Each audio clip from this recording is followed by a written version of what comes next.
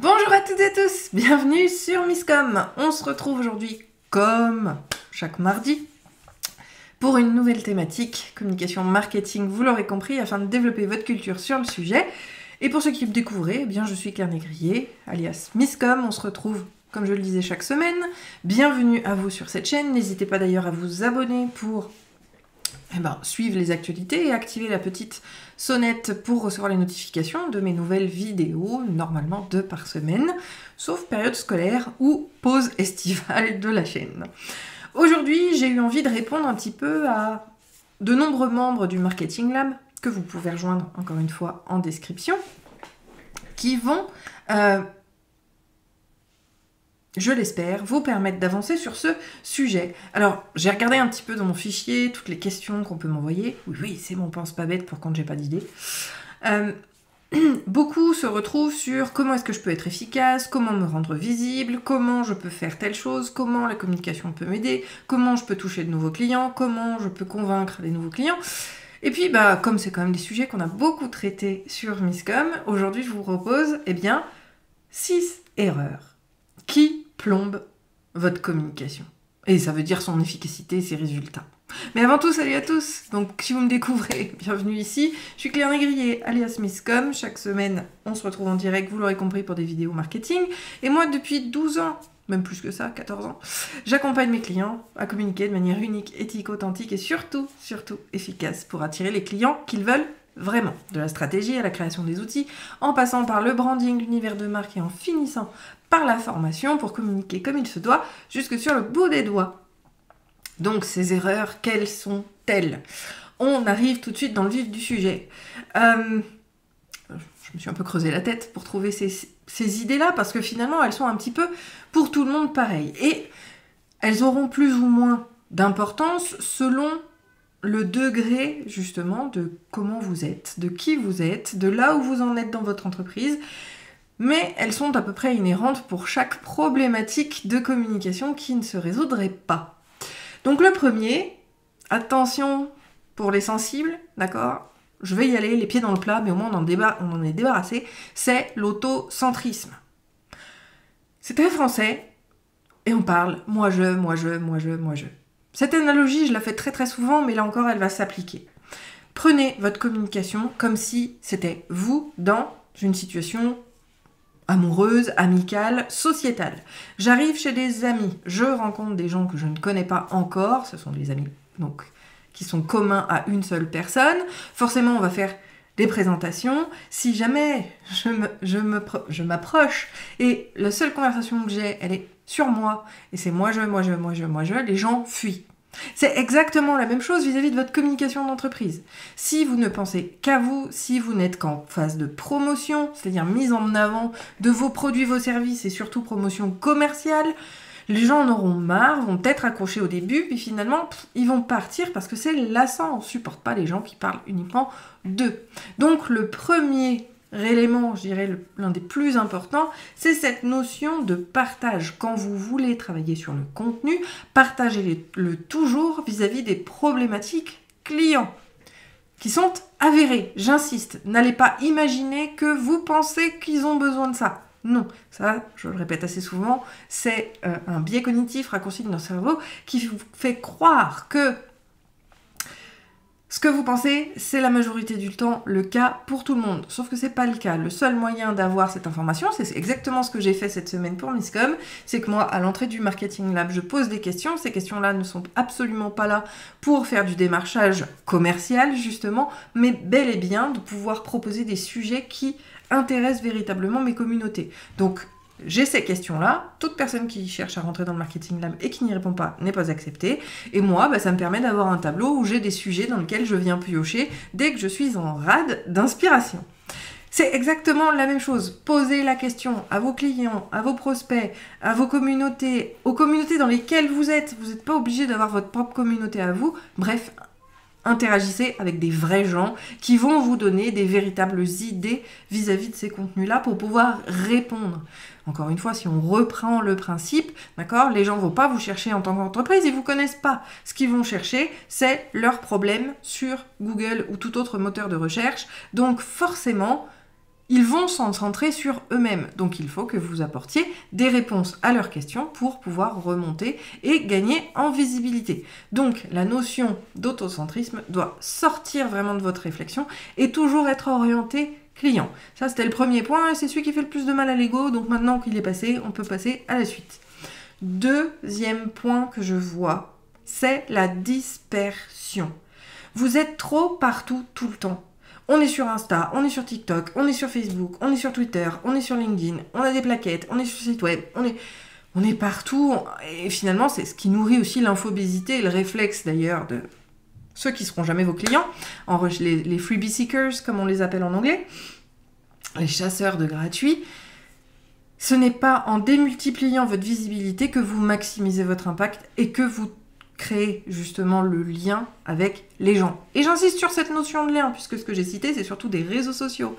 Les réseaux sociaux, c'est un point de contact, c'est pas un point de vente. Donc, restez toujours focalisés, centralisés sur les mêmes supports, parce que vous les avez bien évidemment choisis stratégiquement. Je vous remets la vidéo associée sur le sujet ici. Mais que vous allez toujours garder ça. C'est hyper important. Si vous êtes partout en même temps, si vous diffusez en plus en multicanal, c'est le truc à ne jamais faire. Là encore, j'ai une autre vidéo, je vous la remets là. Le cross-canal, c'est pas quelque chose de pertinent. Parce que, justement, les communautés aujourd'hui se retrouvent toujours au même endroit. Donc, il est hyper important de pouvoir divulguer et diffuser une information différente sur les supports, puisque les gens nous suivent de partout. Donc, on va avoir de l'information complémentaire qui va suivre ce qu'on appelle le parcours client. Mais restez focalisés. On a 3-4 outils grand maximum de diffusion qui vont avoir une sélection stratégique et vous permettre justement de communiquer avec efficacité. Le troisième point, c'est le temps. La patience. Prenez le temps déjà, de préparer vos actions de com, faire les analyses préalables, étudier comment vous allez faire, créer les fameux calendriers éditoriaux, même si schématiquement c'est pas bon de les faire et ceux qu'on vous propose en téléchargement, c'est juste des opt-in. Créez pour vous vos routines, vos habitudes de communication, savoir quand est-ce que vous allez partager exactement et sur quoi, c'est hyper important pour pouvoir avoir une régularité. D'accord ? Qui est le troisième point, le quatrième point. On a le temps et la patience de mettre les choses en place et laisser à vos actions le temps de faire leur effet. C'est ultra important. Sur les médias sociaux, n'allez pas décider qu'une action n'a pas eu son effet si vous n'êtes pas à minimum 90 jours de régularité. Sinon, ça ne marche pas. C'est ultra important à comprendre. Et puis, bien évidemment, il y a d'autres actions. Je pense notamment aux hors-médias et aux hors-ligne. Tout ce qui va être plaquettes, cartes de visite, rencontres. Ça prend beaucoup de temps. Ça prend du temps et c'est ultra important de laisser ce temps à vos actions. Donc, vous ne pouvez pas juger qu'une action de communication n'a pas été rentable pour votre entreprise si vous n'avez pas laissé le temps à cette action de faire son effet. Et puis, je pourrais même rajouter un autre petit bonus, c'est que si les actions ne sont pas faites les unes avec les autres et travaillant les unes avec les autres, il y a peu de chances qu'une action isolée comme ça fasse réellement de l'effet. Ça, c'est un autre sujet.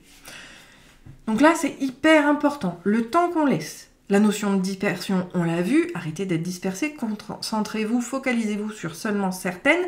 Et puis, autre point, la régularité, j'ai commencé un petit peu à l'aborder. Il faut être régulier. C'est, encore une fois, je refais mon analogie humaine. Si j'ai créé une amitié avec quelqu'un que j'ai rencontré chez l'ami commun, qu'on a échangé le numéro de téléphone, mais que personne n'appelle personne, il n'y a aucune amitié qui se crée. Ou relation amoureuse si on est célibataire. Vous ne pouvez pas prétendre et espérer un contact si, ou plutôt une vente pour le coup, parce que quand même c'est corrélé, si vos actions ne sont pas sur le long terme et ne sont pas en interactivité. Si on ne vous voit pas suffisamment, si vous n'êtes pas régulier, ça ne fonctionne pas. C'est pour ça qu'on vous dit qu'il faut publier au moins 3 fois sur Facebook par semaine, au moins 3 fois sur Instagram, au moins X fois. Bref, on ne rentre pas dans la publication et le programme de publication, mais c'est juste pour vous donner cet ordre d'idée. Si vous voulez écouter justement ces chiffres-là, c'est pour vous donner une base sur lesquelles vous allez pouvoir vous appuyer pour espérer obtenir des résultats un jour. Donc ça, c'est hyper important. Autre point, le manque d'analyse. Je sais que c'est chiant, je sais que c'est pas ce qu'on a envie de voir. Pourtant, justement, tous les professionnels de la communication font ce job-là. C'est la notion d'analyse en amont et en aval. Comment ça se passe? C'est des analyses concurrentielles, c'est des analyses de support, c'est des analyses consommateurs pour voir les comportements, etc. pour pouvoir créer la rencontre. Parce que c'est bien beau d'envoyer et de diffuser des messages au monde. Si c'est pas à la bonne heure, si c'est pas au bon endroit, il n'y a aucune chance pour qu'elle atterrisse quelque part. Le principe de la bouteille à la mer, c'est de donner de l'espoir surtout, parce qu'en général, il y a peu de monde qui le trouve, ou alors bien trop tard pour pouvoir y faire quelque chose. Donc, là encore, l'analyse, donc en amont pour essayer de matcher les choses, et en aval, le retour. Ok, j'ai fait ça sur tant de temps, ça a donné ça, comment je peux l'améliorer? Est-ce que je l'améliore? Est-ce qu'on abandonne? Est-ce qu'on change? Il n'y a que en analysant que vous allez réellement pouvoir trouver un bénéfice et avoir une communication qui roule. Et puis espérer qu'une communication roule d'entrée de jeu dès le départ, dès le début, c'est un peu illusoire et certainement un fantasme. Donc faites toujours attention à cela. Dernier point qui me semble aussi très important, mais qui justement est identifié par cette notion d'analyse, c'est que vous n'êtes peut-être pas au bon endroit. Stratégiquement, un support, mettons Facebook, d'accord, peut paraître quelque chose d'intéressant parce que tout le monde y est, parce que la plupart des gens, peut-être de votre audience, encore une fois, ça dépend de quel âge ils ont. Hein. Aujourd'hui, je dirais que la vingtaine, les 25-30 reviennent sur Facebook, les 30-35 sont pas du tout sur Facebook, les plus de 40 vont y être. Voilà, il y a quelques, comme ça, oui, statistiques qui vont pouvoir vous aider pour savoir. Mais souvent, donc il y a la notion que les personnes soient effectivement sur le support que vous utilisez. Et deuxièmement, il y a l'acceptation du support comme mode de communication. Tout ça, on le voit dans les analyses justement. Mais c'est ultra important de le concevoir. Et même si peut-être que le domaine d'activité est représenté sur ce support-là, eh bien peut-être que pour vous, c'est pas le cas, parce que votre clientèle n'est pas à cet endroit-là. J'en vois beaucoup, je pense à mes chiropracteurs, naturopathes et même rebouteux, qui sont beaucoup sur Facebook, mais qui triment et rament et considèrent que ça marche pas et se démoralisent parce que finalement, la clientèle, surtout quand on manipule des gens physiquement, elle est locale. Donc pour une communication, il faut une communication locale. Et le problème du web, il y a près de 3 milliards de sites web sur Internet. Comment voulez-vous que vous puissiez être identifié et avoir effectivement une visibilité là où il y a déjà plein de monde bien avant vous? C'est extrêmement compliqué. Donc plus vous allez être local, plus ça va fonctionner. Et ça, le local, je crois bien qu'on l'a déjà vu, donc si c'est le cas, je vous remets la vidéo ici. Gardez toujours en tête d'être au bon endroit. Et le bon endroit, c'est pas forcément celui auquel vous pensez, c'est toujours celui que va vous donner l'audience que vous auditez, c'est-à-dire à qui vous allez poser la question. Sinon, ça ne marche pas. Et c'est bien dommage, parce que vous allez perdre votre temps, votre énergie et in fine votre argent à communiquer et à essayer des trucs qui ne fonctionneront pas. Donc on verrouille ces points d'analyse, ces points stratégiques pour s'assurer justement qu'une communication soit la plus efficace possible. Mais je dirais, une fois qu'on a ces analyses en amont et en aval, une fois qu'on a effectivement identifié le support de communication qui nous convient et convient à notre audience, et qu'on a pris le temps de bien démarrer les choses, de bien les laisser faire, et qu'on fait ce travail d'analyse-là, il n'y a aucune raison pour que votre communication ne fonctionne pas à partir d'un certain temps. Oui, j'insiste. Justement, vous, qu'est-ce qui a été le plus compliqué pour vous? Je vous invite à répondre à la question en commentaire. On se retrouve du coup jeudi pour la suite, probablement sur des leviers qui peuvent faire la différence. Et je vous souhaite une très bonne journée, un très bon appétit. Je vous dis à jeudi. D'ici là, portez-vous bien. Ciao, ciao.